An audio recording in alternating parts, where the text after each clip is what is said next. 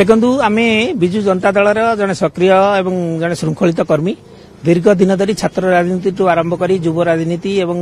ओडिशा मो परिवार रे रही आम दल काम करूँ। आज दल आमको रेकग्नाइज कर जो परिश्रम आम करूँ दल आज आमको विजु जनता दल राज्य संपादक हिसाब से आज नियुक्ति देती से मु माननीय मुख्यमंत्री श्रीयुक्त नवीन पट्टनायक एवं 5T अध्यक्ष श्रीयुक्त VK पांडियान सार एवं आमर जे संगठन संपादक अच्छा आमर प्रणव प्रकाश दास एवं स्थानीय विधायक जी उत्तर अच्छा सुशांत कुमार राउत मु समस्त कृतज्ञता दूची एवं मु एतिकी कहबी जे आगामी दिन में विजु जनता दल प्रति आमर यथासाध्य